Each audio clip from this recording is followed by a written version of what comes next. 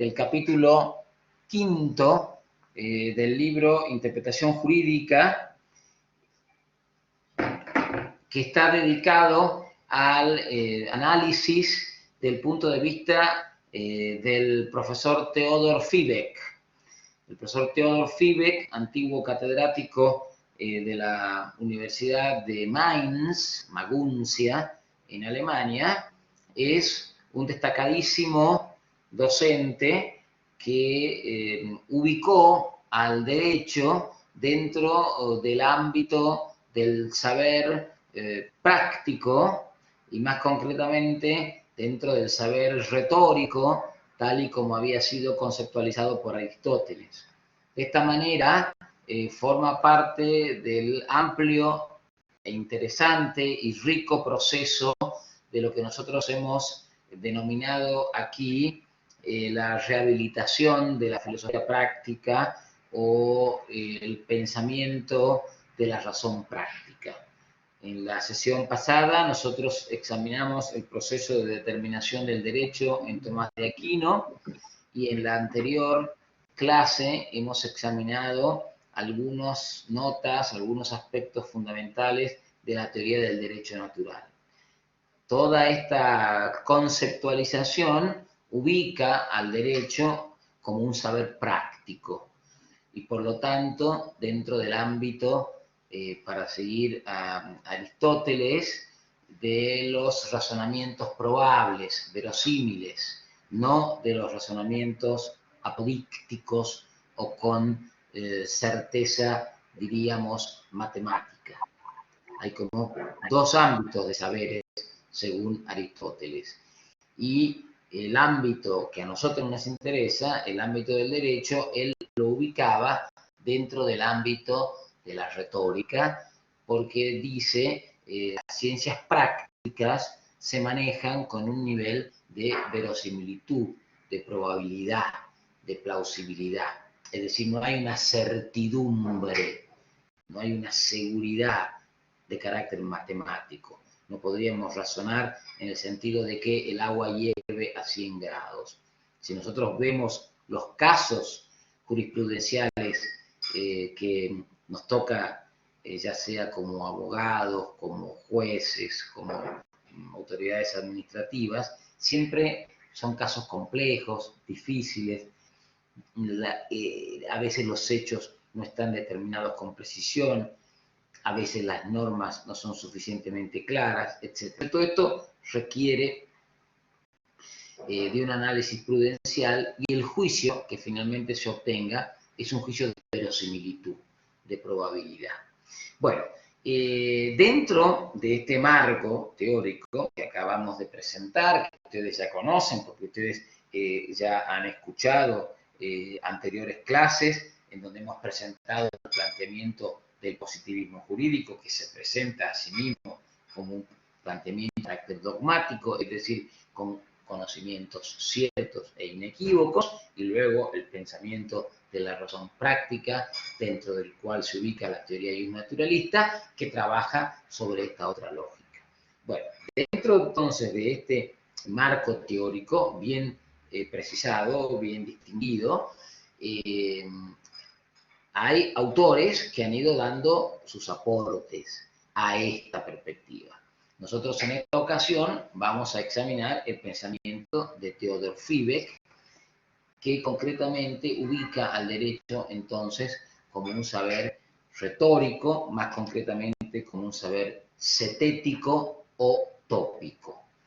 Estas son las precisiones conceptuales que encontramos nosotros en Theodor Fibek. Vamos a ir desarrollando entonces estas ideas a partir de esto. Como primera cuestión, entonces, hay que ubicar a Fibek en este contexto, en este ámbito, y hay que decir que su aporte es también interesante a los efectos de lo que podríamos denominar la racionalización del derecho. Es decir, él, no porque se diga que el derecho pertenece al ámbito de lo probable, de lo verosímil, tenemos que concluir o tenemos que inferir que el derecho sea campo orégano, para decirlo vulgarmente, de la inseguridad y de que cualquier respuesta es posible. No está eso como conclusión que deba inferirse. Muy lejos se está de esa idea. Él más bien lo que quiere es encorsetar, algo que también lo vamos a ver en la próxima sesión, en la próxima videoclase cuando estudiemos el pensamiento de Alexis. Lo que él quiere es encorsetar este razonamiento de la verosimilitud dentro de un sistema que permita un control, que permita un examen de plausibilidad, que permita un examen de razonabilidad, que nosotros podamos concluir que esta es una opinión más fundada, que puede presentarse, que tiene argumentos válidos. Podrían darse otras razones, pero estas que se dan son razones de peso. De modo tal que hay entonces un esfuerzo en este sentido también por la racionalización del derecho. Bueno, un punto de partida que nos parece muy importante y que desarrollamos en la primera parte de nuestra exposición es una distinción fundamental del profesor Collingwood que Theodor Fiebig hace suyo. Esta distinción nosotros la podemos encontrar en página 138. Collingwood va a decir que uno puede aproximarse a las ciencias a partir de una perspectiva que ponga el acento en las preguntas o que ponga el acento en las respuestas. Si el acento se pone en las respuestas, esto quiere decir que los puntos de partida ya están asumidos, ya son reconocidos y sobre ellos no tenemos dudas. Entonces, lógicamente podemos inferir determinadas consecuencias de esos puntos de partida. Por el contrario, si el énfasis está puesto en las respuestas, perdón, en las preguntas, si el énfasis está puesto en las preguntas, esto quiere decir que los puntos de partida no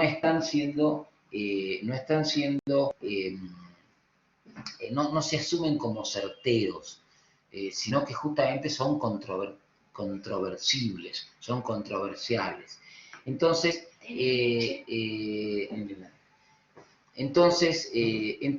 necesariamente las conclusiones van a ser verosímiles, van a ser probables. Si el énfasis entonces está puesto en las preguntas, los puntos de partida también son cuestionados. A partir de acá, a partir de esta afirmación, se siguen dos conclusiones de la mayor importancia. Si yo pongo el punto de partida en que no discuto las respuestas, no discuto las respuestas, quiere decir que los puntos de partida son claros, porque de ahí entonces surgen respuestas inequívocas. Entonces, yo he logrado formar una opinión. Tengo opiniones, puntos de vista o proposiciones claros. Formar una opinión en griego, dice Fiebig, quiere decir, o se dice, dokein, D-O-K-E-I-N, dokein. Y esto en castellano se traduce como dogmática. Fíjense qué interesante. Si yo no cuestiono los puntos de partida, entonces yo ya tengo un cuerpo sólido, robustos, de proposiciones que resultan indiscutidas. Esto, formar una opinión, esto se llama dokein en griego, es decir, dogmática. Estoy en el positivismo jurídico, para decirlo de una manera rápida. Estoy en la dogmática jurídica, que tiene justamente pensamiento dogmático, pensamiento que se asienta sobre premisas indiscutibles y cuyas consecuencias también lo son. Por eso esa idea de seguridad jurídica, de claridad de las normas, de completitud del sistema, de previsibilidad de las respuestas, etc. Ahora bien, si yo por el contrario discuto los puntos de partida, si las premisas no son incontestables, si son susceptibles de duda, entonces yo estoy en un campo de investigación, de invenio, como se diría en latín. Estoy investigando, estoy tratando de desentrañar, bueno, cuál es la verdad, ¿no? Por ejemplo, ahora con el tema del COVID, yo no sé muy bien cómo se transmite, cómo se cura, no hay una vacuna, no hay un procedimiento, no hay un método. Se dice que estas técnicas son muy útiles para poder descubrir si una persona es un personal de riesgo o no, tiene COVID o no, etcétera, ¿no? Entonces, esto es un campo de invenio, de investigación. Estoy investigando sobre este tema. No tengo una certidumbre, no sé cuál es el método. Justamente por eso estamos ahí con esta famosa prolongación de la cuarentena por 15 días más, porque no se sabe si se va por acá o se va por allá, si se adopta un temperamento más laxo, qué consecuencias trae, si se pone un temperamento más restringido, qué consecuencias trae. Es decir, se está investigando, no se sabe muy bien qué camino encontrar, cuál será la solución y cómo. Bueno, investigación quiere decir en griego setein con Z, y de ahí viene setética. Entonces, es interesante que Fibek pone el acento en esta distinción de Collingwood. ¿No?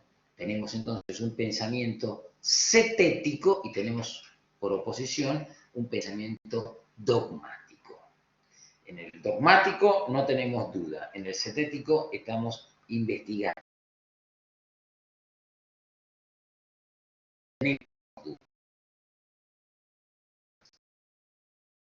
Posibles en función de estas particularidades del caso o de estas circunstancias que aquí se encuentran. Esto me parece que es interesante. Y dice Fibek, nosotros vamos a ubicar al derecho dentro de la setética. Por eso es que es un saber setético, un saber de investigación, ¿no? Desde un accidente de auto, ¿no es cierto? En donde, bueno, hay que ver si efectivamente el conductor A conducía a tanta velocidad. Esto se puede saber ahora con diversos argumentos o técnicas, ¿no? Cómo impactó con el otro vehículo, etc. ¿no? Pero es algo que antiguamente se trabajaba con indicios. Ahora se puede saber con una mayor certidumbre gracias al avance de las ciencias. No obstante, siempre hay un campo para la duda, ¿no? para la investigación. De ahí a cuestiones mucho más complejas, cuestiones en donde se involucran muchos testigos. Bueno, encontrar una solución no siempre es sencilla. Y de hecho ustedes ven que en el derecho vemos muchas disidencias. Fallos de los tribunales, hay una mayoría y hay una disidencia. Hay quienes creen que este tipo de soluciones hay que resolverlos desde esta perspectiva, acudiendo a estas normas, razonando de esta manera, y hay quienes piensan que no, que hay que acudir a otras normas, como vamos a ver más adelante, y resolverlos de otra manera, ¿no? Entonces, podríamos decir que todas estas posturas son todas posibles, todas Papá, cómelo caliente. Probables. Cómelo caliente, que si no se hace feo. Probables y por lo tanto eventualmente todas justas y quizá todas legales, como vamos a ver. Entonces, esto forma parte de lo previsible. Bueno, el derecho entonces posee una naturaleza cetética, decimos, y por tanto está dentro del ámbito de la retórica.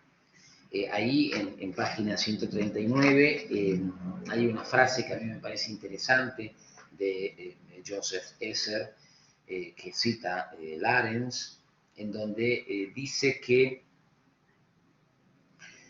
en línea con lo que piensa Fivek, sin renunciar a toda construcción sistemática en la jurisprudencia, es decir, sin abandonar la idea del sistema jurídico, el sistema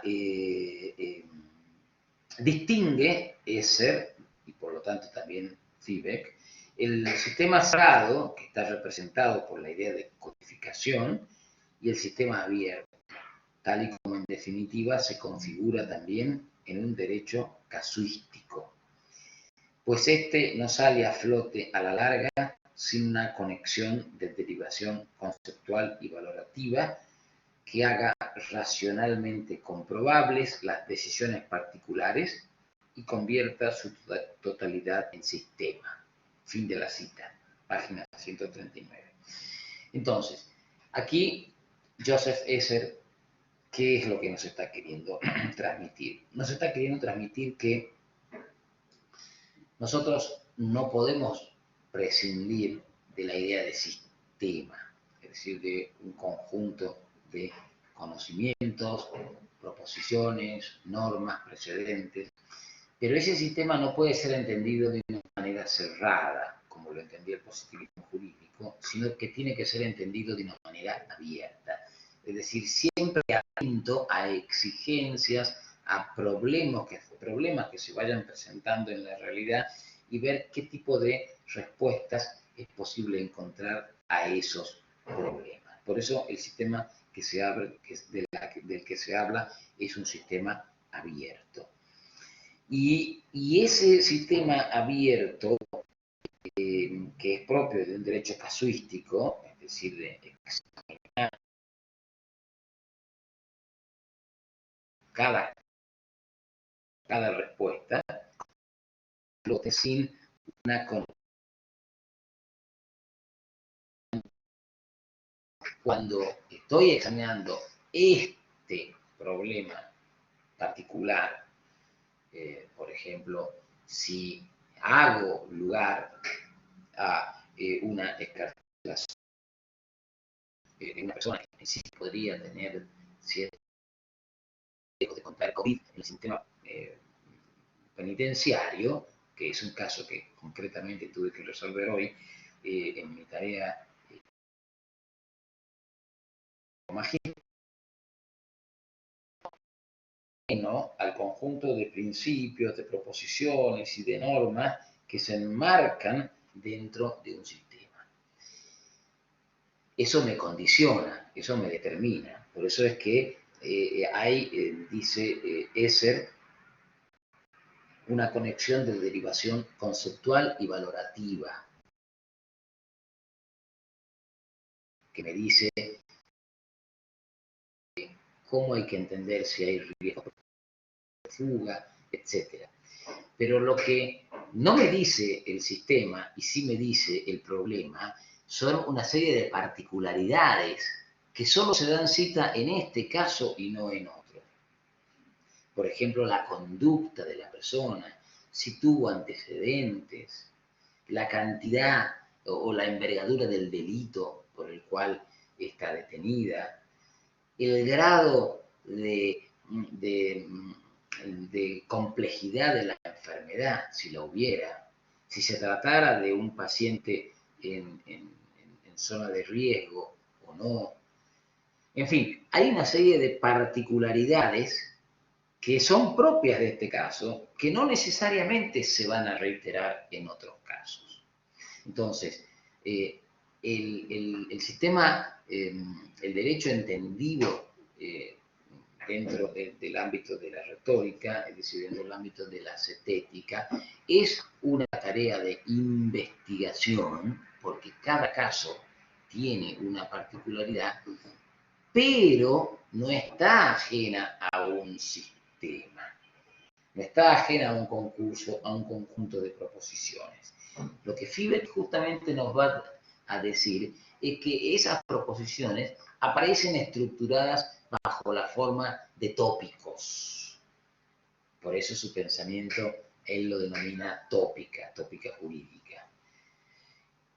Ya vamos a ver entonces qué quieren decir o qué quiere decirse cuando hablamos de tópicos. Por de pronto, estas consideraciones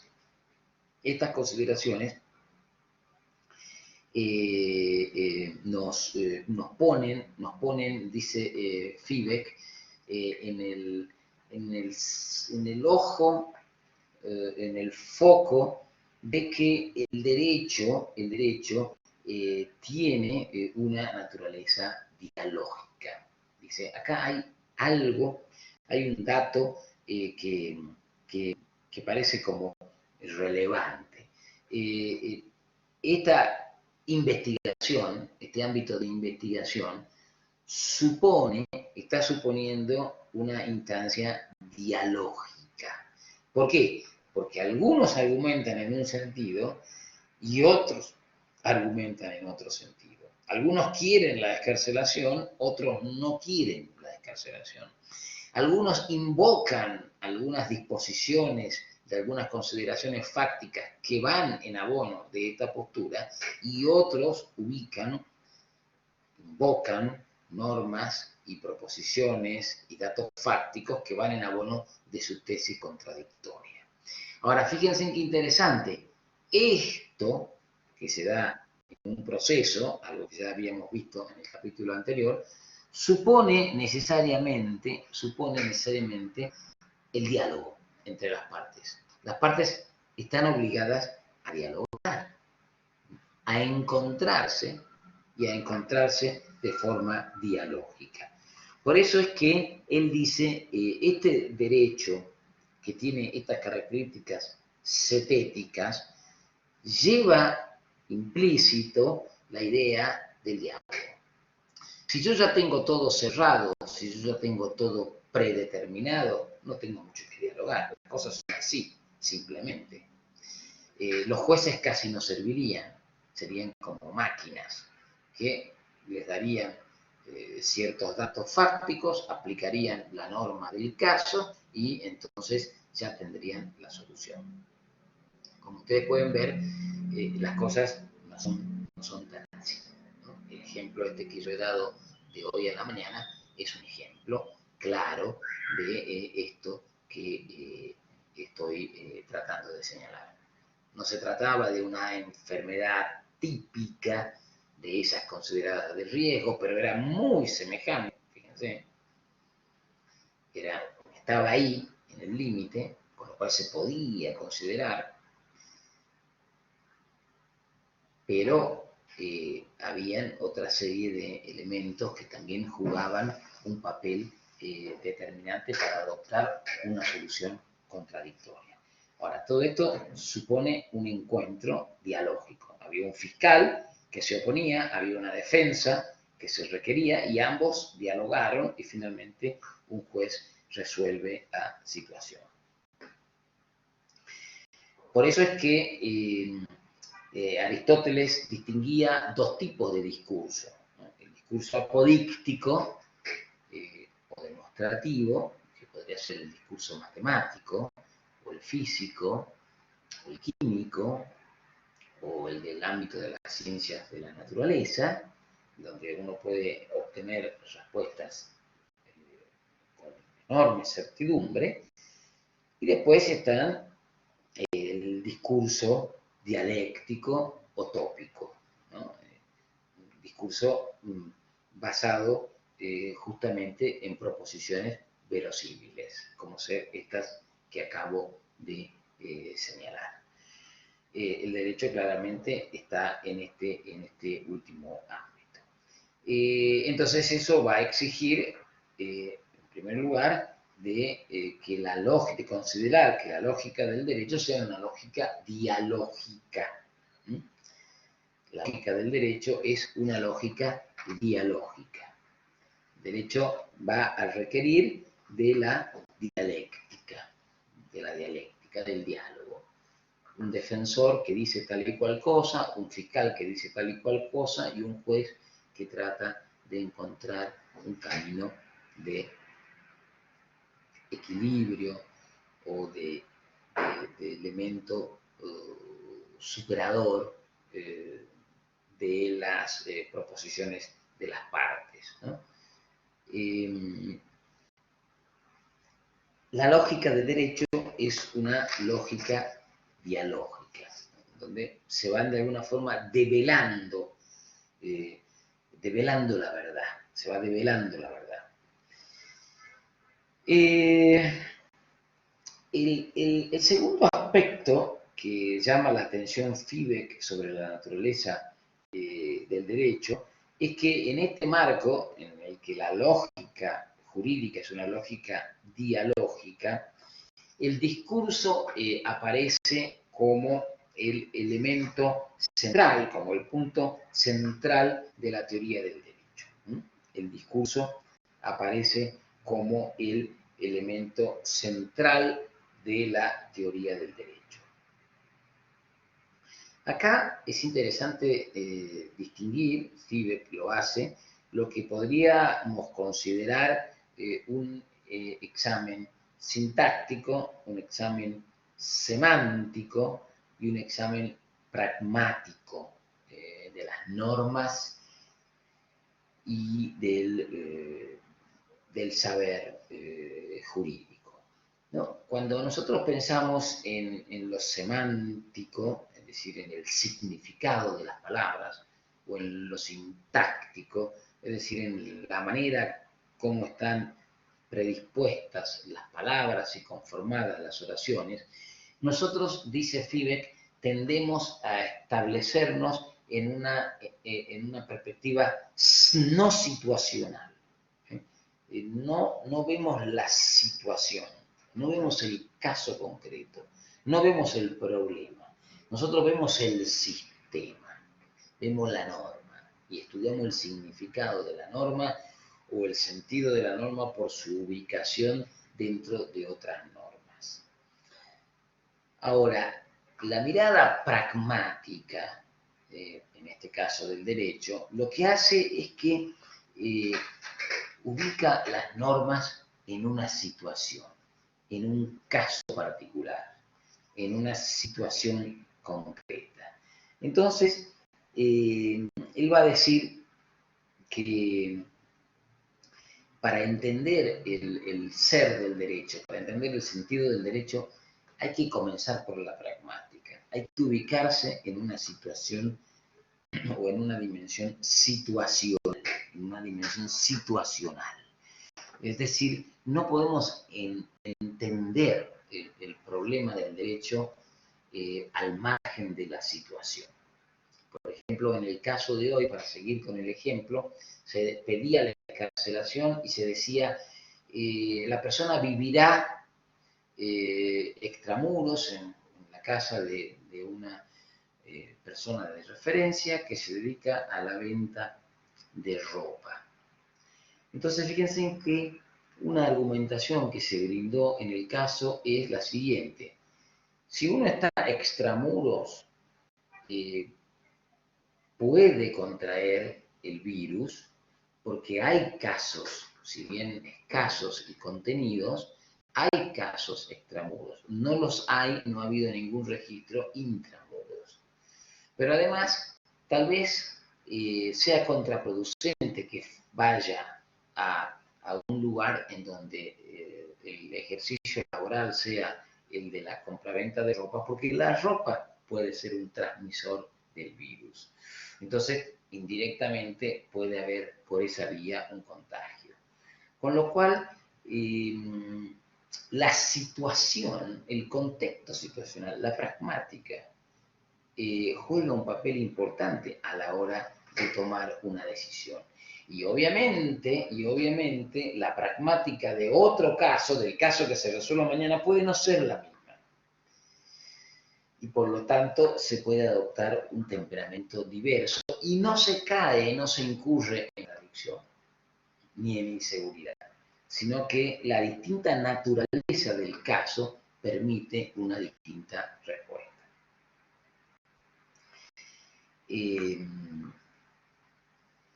lenguaje jurídico, entonces, debería mirar más atentamente a la pragmática, al contexto situacional. Y, por lo tanto, comprender toda argumentación desde la situación del derecho. De lo contrario, dice Fibeck, puede no haber una adecuada comprensión del problema del caso y por lo tanto puede, llegado el caso, haber una simplificación de su respuesta, ¿no? Nosotros podemos ver eso en múltiples casos. Un ejemplo clásico que se da es el de la causa Sagir Deep, en donde la menor pedía que se le autorizase la transfusión de un riñón en favor de su hermano en grave peligro de vida. Y esta persona no tenía los 18 años que requería la ley, sino casi. De modo tal que se examinó su situación y se dio una respuesta al problema desde un contexto situacional. Concretamente, se valoró que había espontáneamente acudido a efectuarse los análisis de histocompatibilidad y solo cuando estuvo plenamente segura, cuando le dieron los resultados y le dijeron que era histocompatible, le comunicó a sus padres la decisión que había tomado. Es decir, reveló una enorme madurez psicológica. Y eso es especialmente valorado por la Corte para hacer excepción al texto de la ley. Por lo tanto, como ustedes pueden apreciar, esa situación pragmática evita a veces lo que podrían ser simplificaciones, es decir, no consideraciones de un contexto situacional que es muy enriquecedor, que es muy decisivo y que puede no ser el mismo en otras circunstancias. La lógica del derecho es dialógica, el discurso jurídico es central. Es importante comprender toda argumentación desde la situación del discurso, de lo contrario no hay una comprensibilidad, ¿no?, de lo que se está haciendo, ¿no? Las normas entonces deben ser, o el derecho debe ser entendido situacionalmente. Y la tercera conclusión muy interesante a la que arriba Theodor Fibeck en relación a estas características fundamentales del derecho es el que si uno entra en una situación de discurso, entonces uno tiene precisos deberes comunicativos. Si yo entro a una situación de discurso, lo cual es ya toda decisión, yo tengo que dialogar y por tanto me tengo que comunicar con la otra parte, con el juez, y se generan entonces deberes comunicativos. En términos procesales nosotros podríamos decir cargas de la prueba. Usted tiene la carga de la prueba, usted tiene la carga de fundamentar por qué dice lo que dice. ¿Por qué usted cree que es responsable del accidente de automotor el señor A y no el señor B? ¿Por qué en este caso, en donde los hipotéticos abuelos de desaparecidos piden que se haga un examen genético a una persona que hipotéticamente podría ser el nieto? Bueno, yo tengo razones para resguardar la intimidad del nieto o para asegurar la verdad de una investigación penal y de la averiguación del estado familiar de determinadas personas. Hay derechos y fundamentos para una o para otra solución. Por eso son casos que se resuelven muchas veces con disidencia. Y casos, en ambos supuestos, es decir, mayoría y disidencia, bien fundados, bien fundamentados. Por eso entonces el derecho es cetético, es campo de investigación, forma parte del razonamiento de lo verosímil.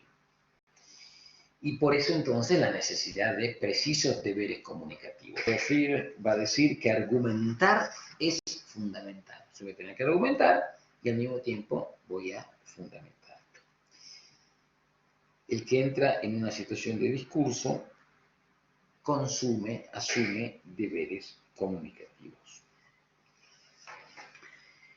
Bueno, con esto entonces tenemos las características fundamentales del derecho según el punto de vista de la tópica jurídica.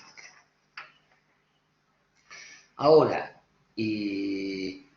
dentro de esos deberes comunicativos, en el campo del desarrollo de esos deberes comunicativos, emerge propiamente lo que en Fibeck es la teoría de la tópica jurídica. Él va a decir, dada esa situación, que el derecho forma parte del razonamiento no apodítico, sino verosímil, de que el derecho supone diálogo, supone estar en una situación de discurso, en una situación en donde predomina la pragmática, en donde hay deberes comunicativos. ¿Cómo hago yo para moverme?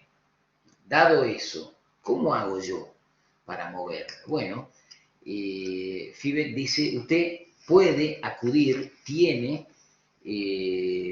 un argumento que es el recurso a la tópica jurídica. ¿Qué es la tópica jurídica? Bueno, la tópica jurídica es, dice él, una técnica del pensamiento problemático. La tópica jurídica lo que nos va a decir es que se va a partir de un problema, de una situación, y por lo tanto tenemos que conceptualizar qué es ese problema y tenemos que tratar de que ese ars inveniendi, ese arte de la investigación, permita resolver ese problema. Para ello entonces vamos a acudir, dice Fibeck, a los tópicos. Entonces, tenemos en primer lugar que la tópica jurídica como concepto constituye una técnica del pensamiento problemático. Nosotros vemos que el derecho está nutrido de problemas. Esto es lo central, esto es lo primero. No vamos al sistema, sino que vamos al problema.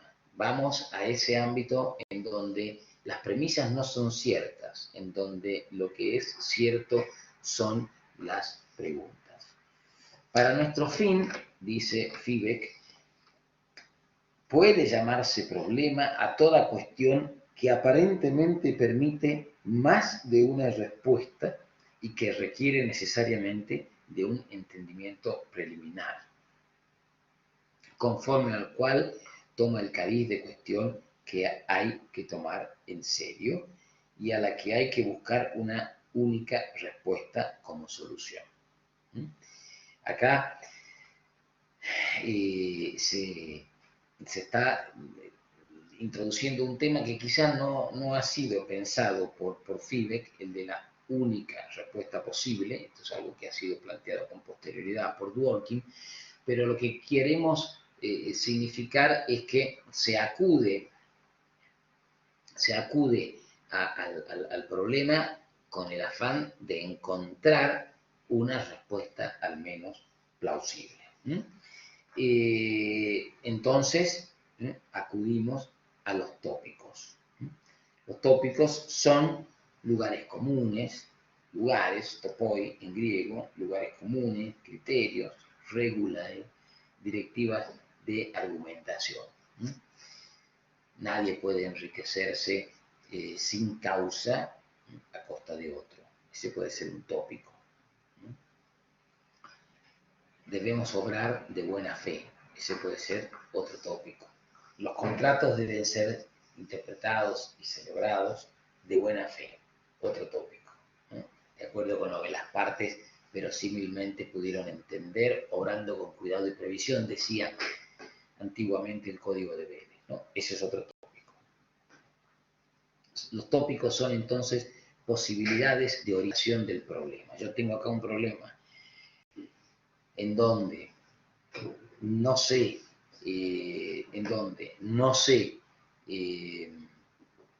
no sé si no sé si, por ejemplo, la tasa de interés que se está por aplicar es una tasa alta o baja.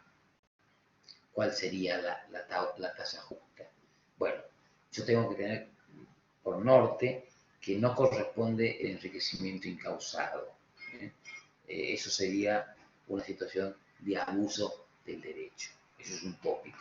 Entonces, en función de ese tópico que prohíbe el abuso del derecho, en función de ese tópico que prohíbe el enriquecimiento incausado, entonces yo puedo determinar una tasa que sea razonable, que sea plausible.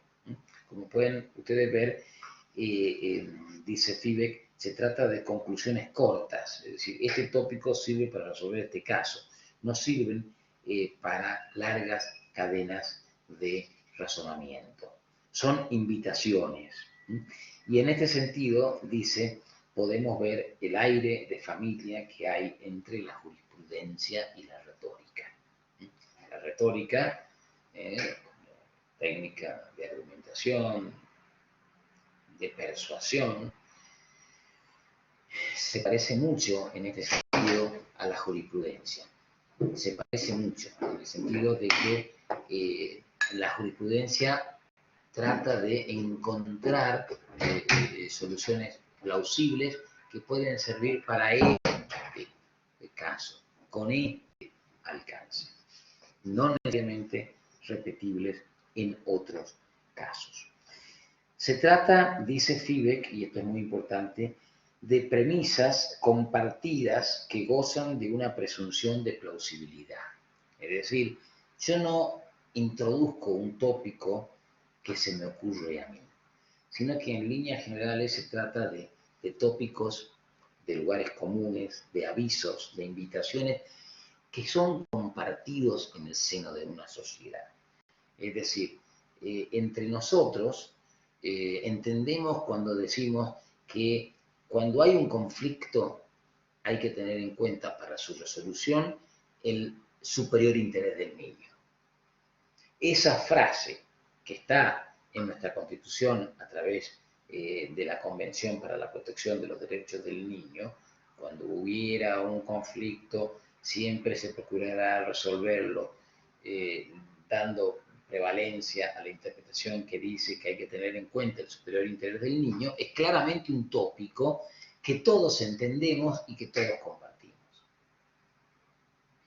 No es algo que necesite demasiada justificación, no es algo que necesite demasiada argumentación. Cuando a mí me están pidiendo, vuelvo al ejemplo de la excarcelación, pero con otras características, cuando a mí me están diciendo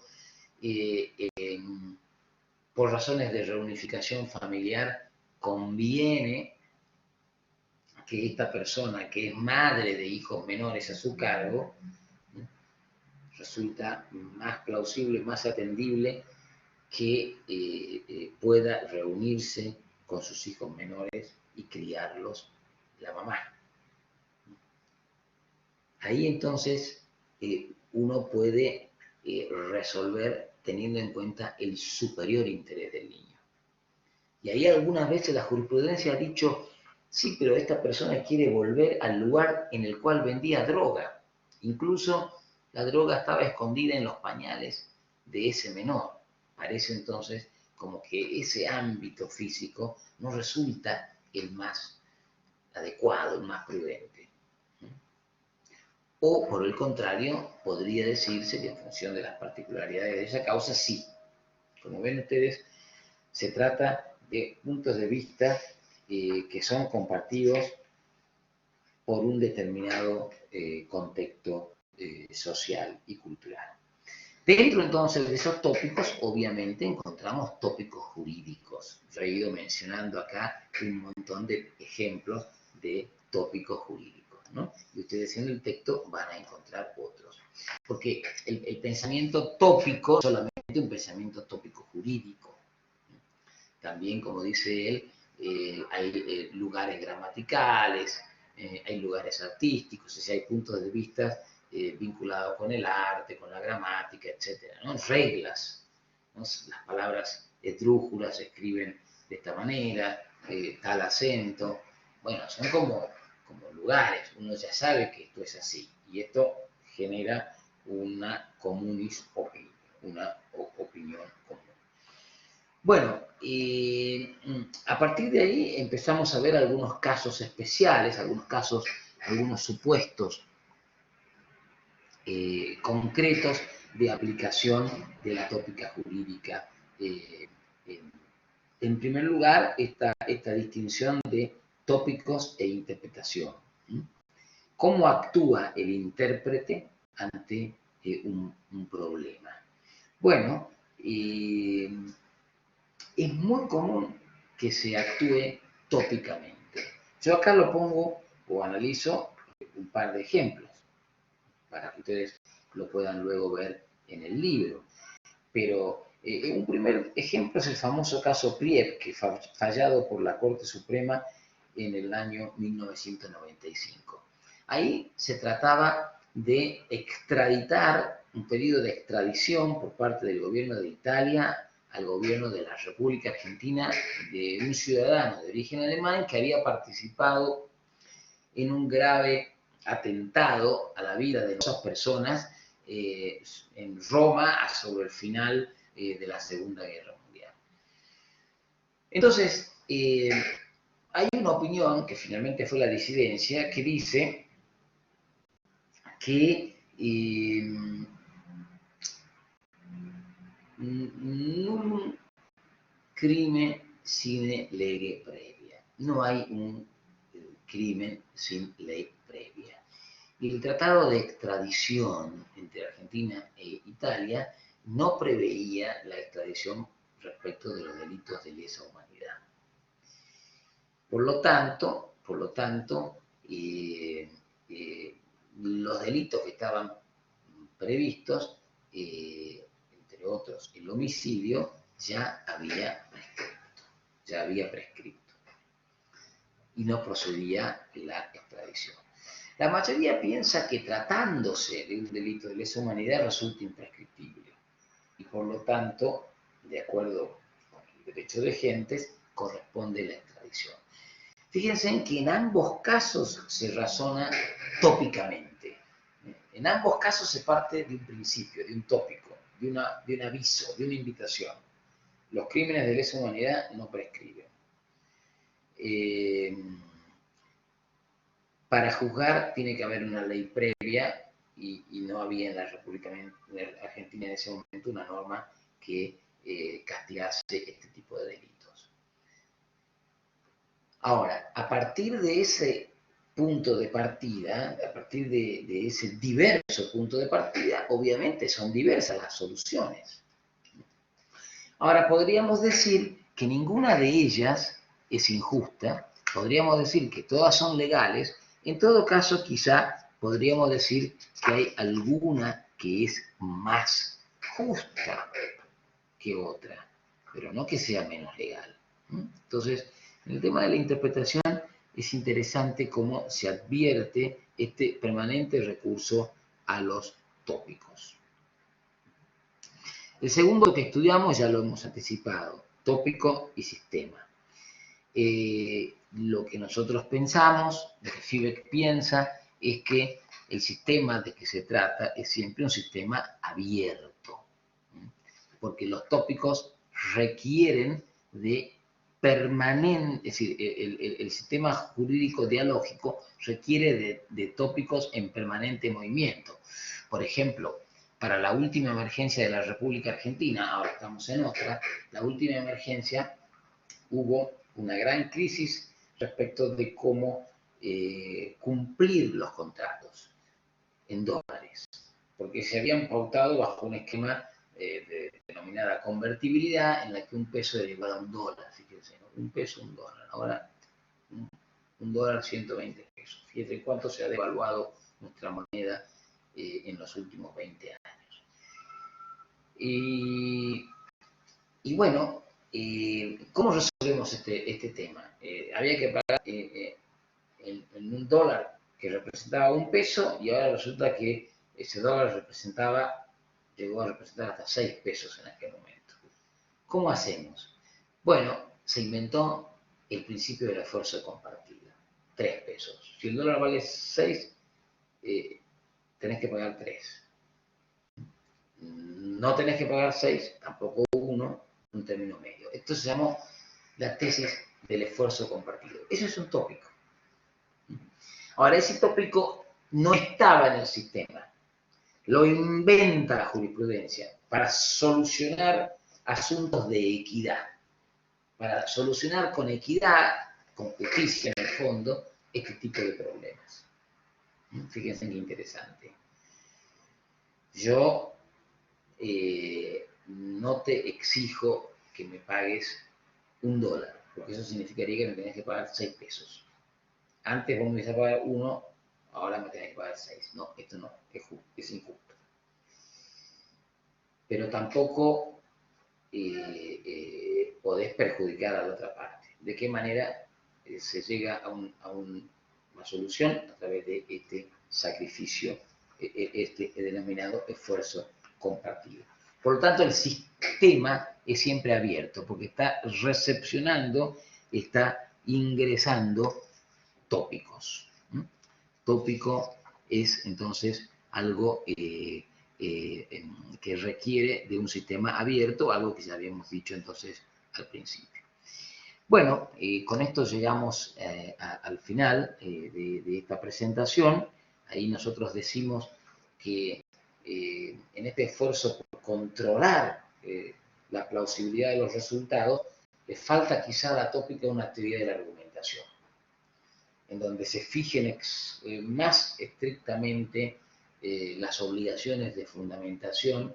Recuerden que Fivek decía que argumentar era fundamentar. Bueno, los pasos procedimentales para garantizar un mejor control de los argumentos. De esto es de lo que vamos a hablar en el próximo capítulo, capítulo 6, a partir sobre todo de las enseñanzas de Robert Alexy. Espero que les haya interesado y quedo abierto a preguntas.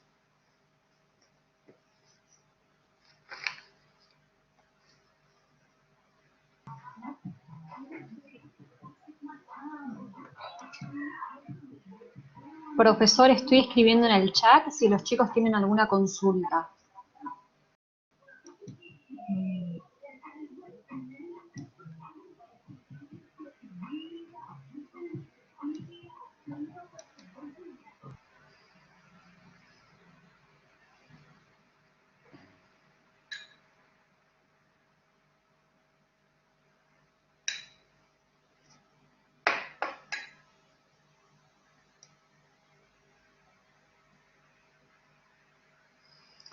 Patricia, ¿alguna pregunta?